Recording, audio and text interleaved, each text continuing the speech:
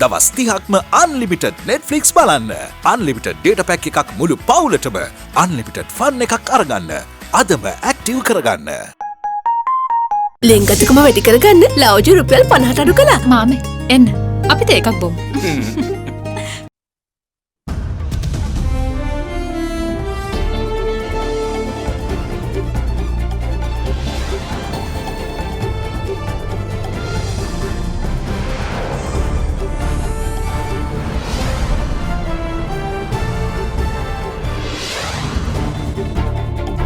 Tonight, the virus scorecard.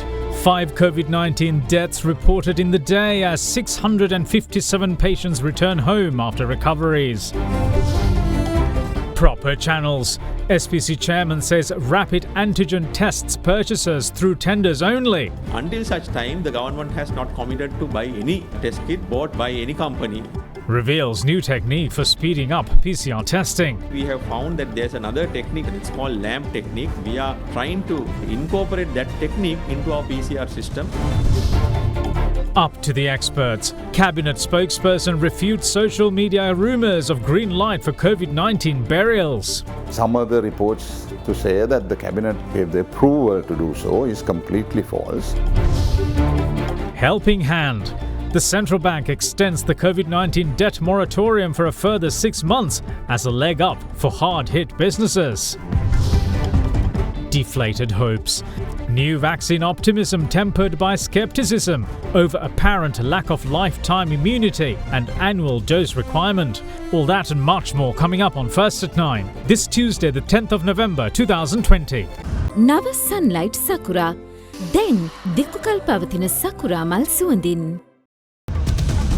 From AdaDerana, this is AdaDerana First at 9.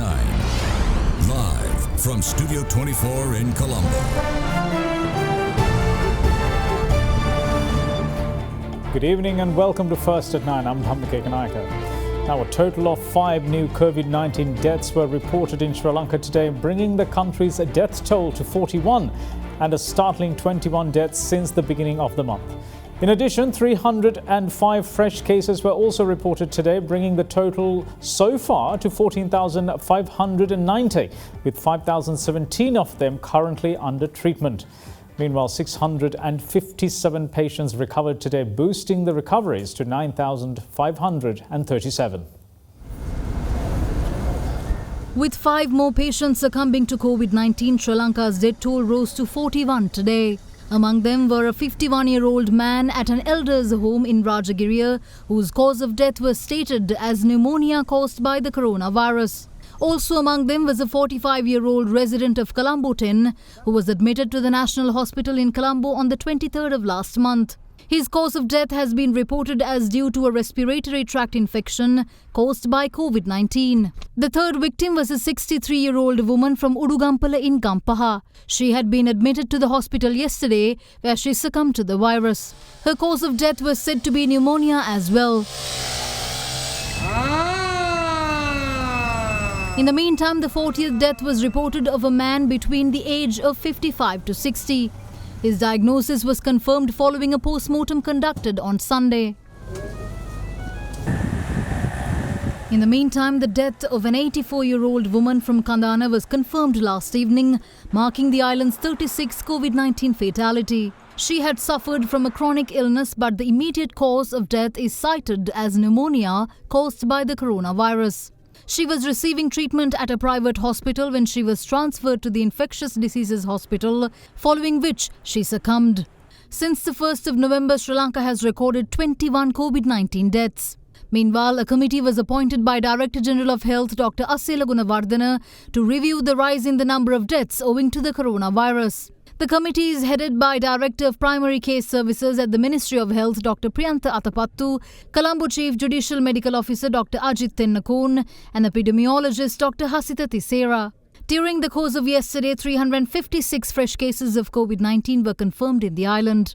The highest number of cases are reported from the Colombo district with 193. 147 of them are from within the Colombo municipality. අද දිනේ වන විට කොළඹ නගරය තුලින් පමණක් වාර්තා වූ COVID-19 රෝගීන්ගේ සංඛ්‍යාව 2850ක් වෙනවා. ඒ හා සමාන ප්‍රමාණයක් සමාජයේ සැරිසරමින් ඉන්නවා.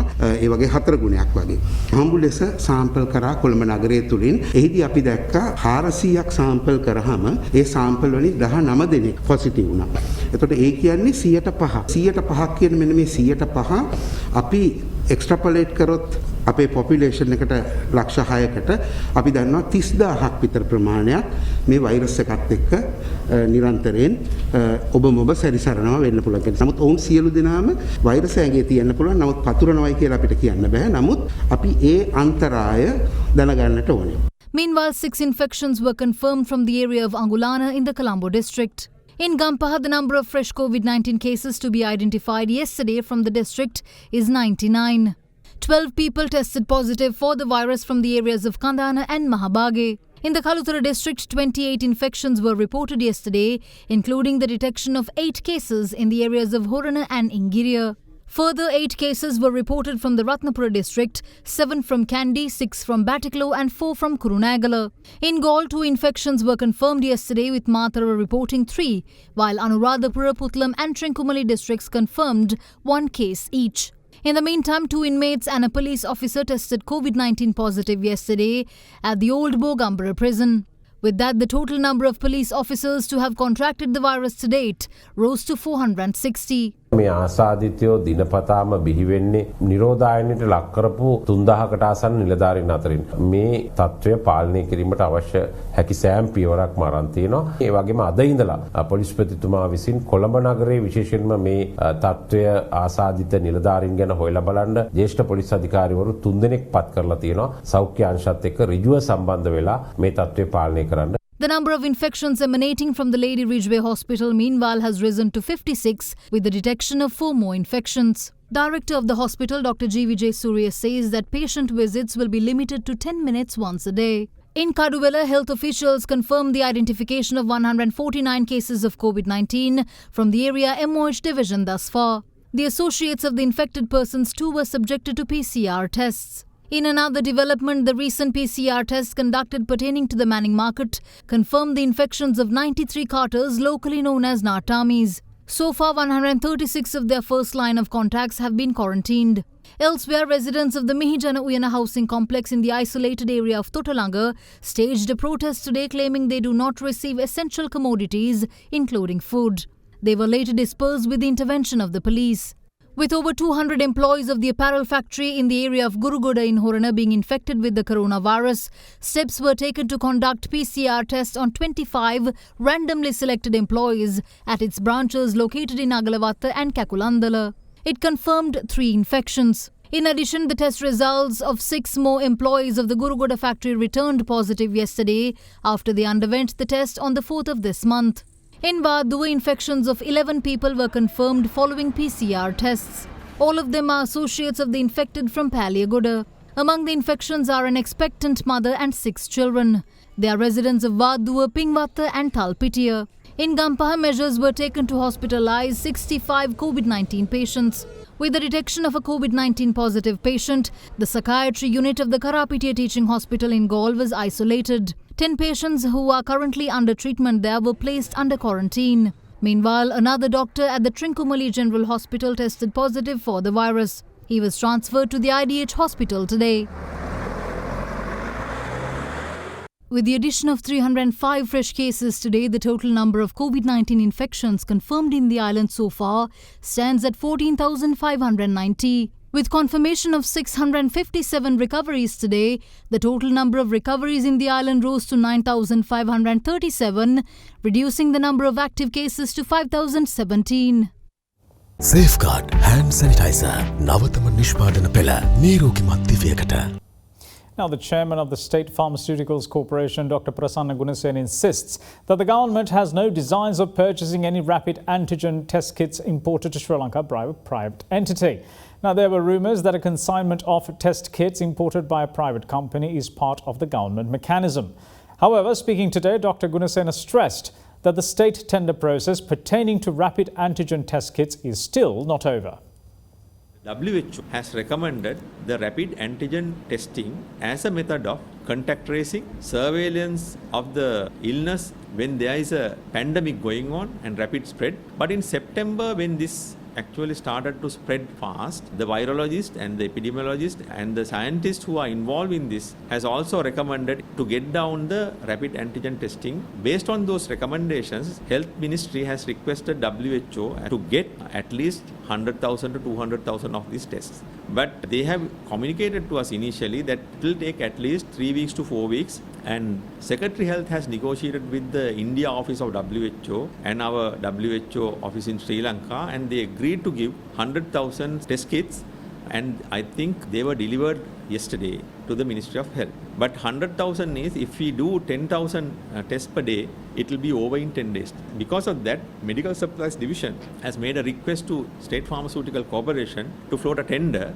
to buy the WHO recommended or any validated test kits to do the rapid antigen testing. And we floated the tender on 29th of October, and we got 29 bid for the tenders and given it to a technical evaluation. And when they make their recommendations, we will decide what test kit we should be purchasing. Until such time, the government has not committed to buy any test kit bought by any company. Currently, for the PCR testing, we spend about 3,200 rupees, and WHO price for the rapid antigen test is $5, and we expect we would be able to reduce the price further. And at the same time, lately we have found that there's another technique, and it's called LAMP technique, and a Medical Research Institute and SlimTech is working on that, and we are trying to incorporate that technique into our PCR system. And if we could do that, we can do faster PCR testing and get the results quickly. Now, Chief Epidemiologist of the Epidemiology Unit, Dr. Sudat Samaravira, expressed doubts over a long-lasting solution for COVID-19, adding that a possible vaccine might have to be repeated annually due to the lack of a lifetime immunity factor. Explaining the disadvantages of a possible vaccine, he added that the vaccine might cost between 1,500 rupees to 4,500 rupees or even higher, and may depend on the number of doses required. Even the vaccine comes, there are advantages as well as disadvantages. This vaccine will cost from 1,500 to 4,500 or higher, and also that some vaccines will have to give only one dose, one shot of the vaccine, but some vaccines will need 2 shots, and also the immunity that is gaining will be remaining only 1 year or 1.5 years time, like that. It will not give lifelong immunity. So because of that, most likely that this type of vaccine we will have to repeat annually. So there are some advantages and disadvantages, but until that vaccine comes, that we can't relax ourselves. At least for next couple of years we will have to live with this COVID. So because of that, what we have to do is that adhere to our simple guidelines, that is that avoid the society as much as possible, stay at home, especially those who are elderly and who are having chronic diseases should not come to the society unnecessarily. And if you are coming, that you have to maintain the 1 meter distance, should wear a mask properly. Staying with the theme of the pandemic, Army Commander Lieutenant General Shavindra Silva says that the isolation of areas has been carried out using a special mechanism to ensure that other areas of the country can operate without hindrance. With that, several areas in the Western Province still remain in isolation today. The curfew in the Western Province may have been lifted, but some areas within the province still carry a substantial COVID-19 risk, leading the government to isolate them until further notice. In addition to the existing isolated areas, the police areas of Kandana and Mahabage in the Gampa district were isolated last evening. In the Colombo district, 2 Gramaniladara divisions, namely Angulana North and Angulana South, were also added to the list of isolated areas. Though there were no new additions to the list of isolated areas in the Kaluthara district, the existing ones, namely the police areas of Horana and Ingiriya, as well as the Gramaniladara division of Vakada West, will remain isolated until further notice. What's more, Mavanella and Ruwanvella police areas in the Kegal district too will remain under isolation until further notice. In the meantime, the monthly session of the Mavanella Pradeshya Sabha took place today under the instructions of the Regional Medical Officer of Health, despite the area being under isolation. But a court order to postpone the sitting by 7 days was handed over to the chairman and the secretary of the local authority by the OIC in charge of the Mavanella police station. Meanwhile, it came to light that the vice chairman of the Mavanala Pradeshya Sabha has violated quarantine orders. The vice chairman and 3 others were placed under quarantine following confirmation that they had come into contact with a vendor at the Paliagoda fish market who was infected with COVID-19. The vice chairman in question had also attended the COVID-19 prevention committee meetings in Mavanala twice. Though the status of isolation in some areas was lifted yesterday, similar was not the case today. In the meantime, head of the National Operations Centre for the Prevention of COVID-19, Army Commander Lieutenant General Shavindra Silva, had this to say on the isolation of some areas in the Kurunegala district. Kuliyapitiya සහ කුරුණෑගල ප්‍රදේශවල යම් ග්‍රාම නිලධාරී වසන් තමයි යම් කිසි ආකාරයක තර්ජනයක් තිබෙන්නේ අවදානමක් තිබෙන්නේ ඔවුන්ගෙන් තමයි මේක පැතිරලා යන්න පුළුවන්. ඉතින් ඒක හින්දා ඒ ප්‍රදේශ පමණක් හුදකලා කරලා අනිකුත් ප්‍රදේශ විවෘත කිරීමට කටයුතු කරනවා. රටේ යම් කිසි ප්‍රදේශයක ජනකොට්ටාසය අනිකුත් කට්ටියට තර්ජනයක් වෙලා තිබෙනවා නම් තර්ජන විය හැකි නම් ඔවුන්ම හුදකලාවට ලක් කරලා රටේ අනිකුත් ප්‍රදේශ තවදුරටත් පවත්වාගෙන යන ක්‍රමවේදයක් තමයි ඊයේ දිනේ ජනාධිපතිතුමාත් පැහැදිලි Meanwhile, the Ministry of Health says that essential services and other operators that wish to call staff members from isolated areas for work under urgent requirements must inform the Director General of Health Services. With there being tension and confusion over the Manning Market in Petta being closed yesterday, the Army Commander this morning offered an explanation to the reasons behind this closure. ඉරිදා සවස් භාගයේ වෙනකොට මේ මැනින් market එකට බඩු ගෙනාවට බෑ ඒ බඩු බාණ්ඩ කණ්ඩායමක් ඉන්නවා අපි අර කියනවා නාටාම්බිලා කියලා නැත්නම් වචනයක් කියනවා මේ කණ්ඩායම ගැන යම්කිසි සැකයක් තිබෙලා ඔවුන්ගේ PCR පරීක්ෂණ කරුණු ලැබුවා ඒ වගේ 150ක 200ක කණ්ඩායම ඒ කණ්ඩායමෙන් 67 දෙනෙක්ට කොවිඩ් ආසාදනය වෙලා තියෙනවා ඒකින්ද වහාම කිසිසේත් ඔවුන්ව සම්බන්ධ කරගෙන මේක විවෘත කිරීමට හැකියාවක් තිබුණේ නැති බවක් පෙනී ගියා ඉතින් ඒකින්ද ඒක ඒ අවස්ථාවේදී වහන්න වුණා මේ බව නියෝජ්‍ය පොලිස්පතිවරයා අපිට දැනුම් පරිදි වහාම මේ කට්ටියට දැනුම් දීලා තිබෙනවා ගේන්න එපයි කියලා. දේශබන්දු තෙන්නකෝන් මහත්තයා කළ හැකි උපරිමයක් කරා. Meanwhile, Minister of Agriculture Mahindananda Alutgamage said that the activities of the Manning Market will be shifted to the State Engineering Corporation building in Paliagoda from next Monday. In other developments, the Economic Centre in Valisara remained closed today following the isolation of the police area of Mahabage yesterday. The Economic Centre in Meegoda, however, opened for trading today, ending 2 weeks of closure.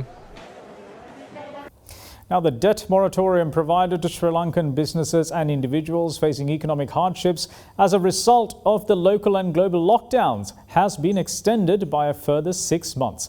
A circular issued to licensed banks and non-bank financial institutions by the central bank has outlined the measures to be offered as well as the various industries, sectors and debt covered by the moratorium.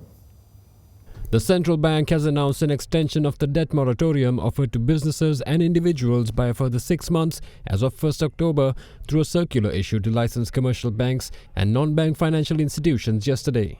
With that, the central bank says that the moratorium must be granted on both capital and interest based on written or electronic requests made by affected borrowers on or before 30th November 2020.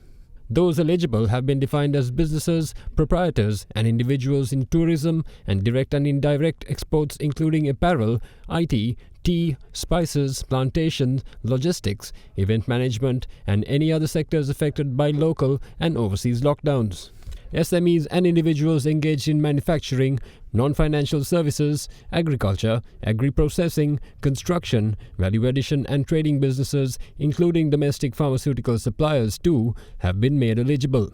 Further, self-employed businesses and individuals facing job and income losses and foreign exchange earners repaying loans in foreign currency have also been included. The moratorium is to be extended to all term loans, leasing facilities, pawning, overdrafts, trade finance or any other credit facilities included in the performing category as at 1st October 2020.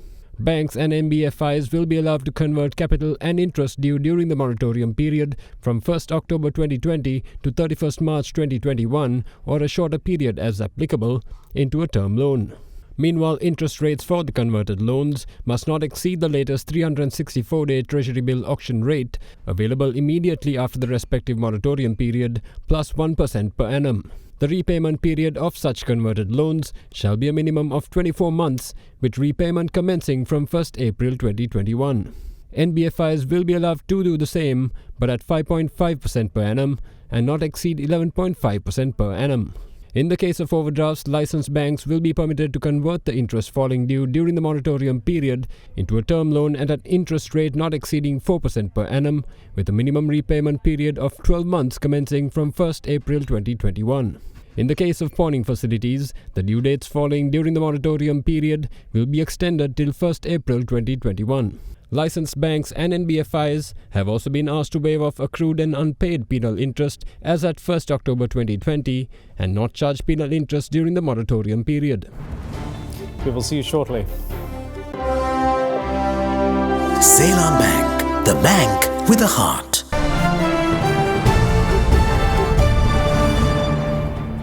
Welcome back. This is First at 9. Now, the Ministry of Transport announced revisions to bus fares based on changes made in transport regulations due in line with the current health and safety needs of the COVID-19 situation. The fare revisions will come into effect from midnight tonight, I should say, and will cover 3 safety options for public transport. Meanwhile, the Department of Motor Traffic announced a host of alternative methods for the public to obtain the licensing services following the closure of its head office in Narayanpeta. The head office of the Department of Motor Traffic at Narayanpeta, which was closed due to the risk of COVID-19 spread, will remain closed until further notice. It, however, announced that the aim is to provide many of the services provided by the head office through their district offices in Jaffna, Anuradhapura, Kurunegala, Gampaha and Hambantota to minimize inconvenience caused to the public. With that being the case, the general public can obtain the services with effect from tomorrow. All parties who wish to obtain the services of the Department of Motor Traffic are requested to contact each of their district officers between 9 am to 4 pm on weekdays and make appointments in advance. Their contact numbers of the district officers can be obtained via the website of the Department of Motor Traffic. Meanwhile, the Department of Motor Traffic also decided to reopen the office in Verahara due to the inconveniences faced by the public when obtaining driving licenses. The service, however, is limited to persons residing outside of the curfew-imposed areas and those not residing in high-risk areas in Colombo. All persons are required to contact the office in advance and make appointments. The public can make queries on the hotline 070-635-4121. What's more, those who have already received dates for driver's license examinations but require new times and dates can contact 070-635-4122. To obtain new driving licenses, renewing driving licenses, to make amendments or any other inquiries regarding driving licenses, hotline 070-635-4124 is made available. For queries regarding weight certificates and vehicle inspection, people can contact the hotline 070-635-4125. Meanwhile, the Cabinet of Ministers decided yesterday to provide relief to private bus owners providing the intercity transport facilities to persons during the country's current COVID-19 situation. Accordingly, the Cabinet gave the nod to waive off permit updating charges, penalty charges, tender charges, logbook charges, access permit charges, and temporary permit charges for the expressways with effect from March to the end of the year. In the meantime, the bus and railway services which resumed in the Western Province yesterday following the curfew lift operated as usual today as well. However, the Ministry of Transport announced that fare revisions are on the way in line with the new transport regulations. නූත් සෞඛ්‍ය නීති රීති හැටියට ධාවනය කරනකොට ඒගොල්ලන්ට වෙන අපහසුව සම්බන්ධව අතිරේක ගාස්තු ප්‍රමාණය අය කරන්න අවසර දෙන්න යනවා. අපි පුද්ගලික බස් රථවලට ඒගොල්ලන්ට තියෙන මුදල් අභීරකම හින්දා ලීසින් අය කරන එක මාස 6කට නවත්තන්න අපි කටයුතු කරගෙන යනවා. ඊට අමතරව ලංකා බැංකුව මගින් ඒ අයන්ට සහන පොලියකට ලක්ෂ 3 ගානේ ලබා දෙන්න කටයුතු කරනවා. ක්‍රමවේද 3ක් අපි සෞඛ්‍ය අංශ වලට ඉදිරිපත් කරලා තියෙනවා. ආවරණ පැලඳගෙන ඒ කියන නීති රීති අනුව නමුත් ඉඳගෙන සහ ඉඳගෙන ප්‍රවාහනය කරන්න දෙනවා නම් සාමාන්‍ය ගාස්තු වල වෙනසක් සිද්ධ වෙන්නේ නැහැ. ආසන සංඛ්‍යාවට පමණක් මගින් ප්‍රවාහනය කිරීම. දැන් අවුරුම ගාස්තු රුපියල් 12යි. ඒ නිසා ඒක 14කට ධාවනය කරන්න තමයි සකස් කරලා තියෙන්නේ. සෞඛ්‍ය අංශ වලින් දැනට අපිට දැනුවත් කරලා තියෙන්නේ දෙවනි ක්‍රමවේදයට ධාවනය කරන්න කියන කාරණා. තුන්වෙනි ක්‍රමවේදය අපි සකස් කරලා තියෙනවා ආසනයක් හැර ආසනයක්. තද බල තර්ජනයක් තියෙනවායි කියලා අපිට කිව්වොත් ආසනයක් ඇර ආසනයක් මගින් ප්‍රවාහනය කෙරුවොත් එහෙම කෙරුවොත් සාමාන්‍ය බස් රථ සඳහා 1.5ක් ගාස්තුවක් අය කරන අර්ධ සුභෝගභෝගී සහ සුභෝගභෝගී කියන දෙකටම සාමාන්‍ය ගාස්තුවෙන් 1.2ක් අය කරන්නත් අධි සුභෝගභෝගී කියලා තියෙනවා බස් රථ වර්ගයක්. ඒ වගේදී 1.1ක් අය කරන්නත් අපි තුන්වෙනි ක්‍රමවේදේ සකස් කරලා තියෙනවා. මේ සංශෝධිත ගාස්තු වලට ධාවනය කිරීම අද රාත්‍රී 12 සිට බලාත්මක කරන්න අපි කටයුතු කරලා තියෙනවා. We will see you once more on the other side of this break. Bear with us.